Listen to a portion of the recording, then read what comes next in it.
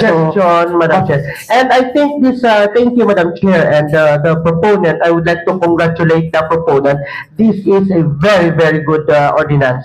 Kaya nakita ko, binbasa ko kayo na, mamiyara ka sa mga distress overseas Filipino workers. So, good light na mag-communicate sa barangay level. Sa, hindi lang ni job mo, pati man sa distress mga OFW ta. So this is a very, very good ordinance. I applaud the proponent, Madam Chair. Ang ako to, Madam Chair, na suggestion, perhaps you could put more in proportionate man sa populasyon sa kada barangay. It's just, Madam Chair. Thank you very much. Thank you, my good proponent. I congratulate you. Thank you. Thank you so much. You may consider at least one Yes. special officer. I'm amenable, Madam Chair, to consider that. But then again, I have to stress this out that the ordinance will just only complementary of the whole job descriptions of the public employment service that we have. So we have ample staff coming from the PESO to assist and to deliver good quality employment facilitation in the barangay level, Madam Chair. Thank you. Yes, Councilor Don. You have the floor.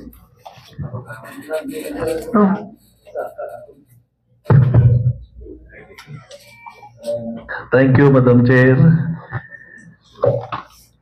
Councilor Liliana mentioned that the candidate for BESO or the Barangay Employment Service Officer has to submit monthly reports on employment.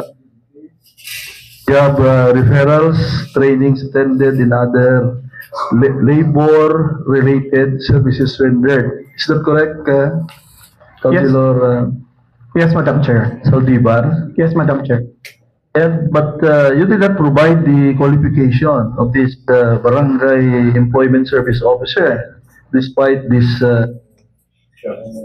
the job, no? The qualification you provide is that either he must be an existing barangay official, staff, or qualified residents.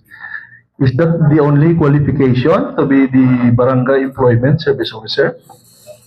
Well, under Section 3, Madam Chair, the creation and designation of PESO, actually it's on the jurisdiction by the punong barangay or the council to identify the barangay employment service officer. It can be a barangay official, staff, or qualified residents subject to the recommendation and training certification of the city PESO. Yeah, with no minimum requirements. Let's say a high school graduate with a degree on little units. Because of the job, no? Especially the data gathering and reporting. Kung hindi siya kabalo mag-himo report niya karon basi bang barangay kapitan pa ni mo oras ang para sa iya.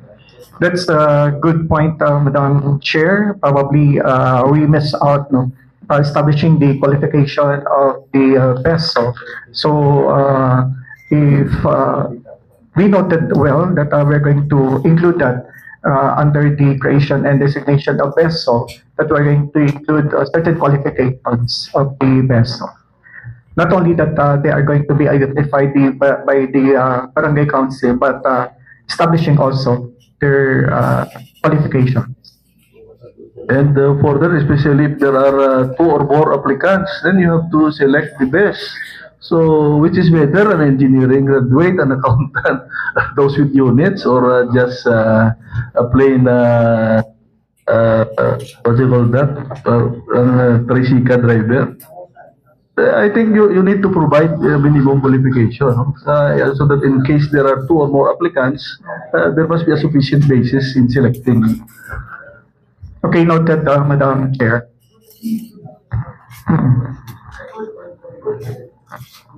So in a way, it is up to you. I'm just pointing out this. Oh yes, Madam Chair, I acknowledge the intention of the good gentleman from Lapus that in order for us to be to put everything into proper perspective, might probably consider also qualification of our PESO. Okay, thank you. Okay, thank you. Yes, Councilor Sarabia, and after that, Councilor Malabor. And Councilor Parkman.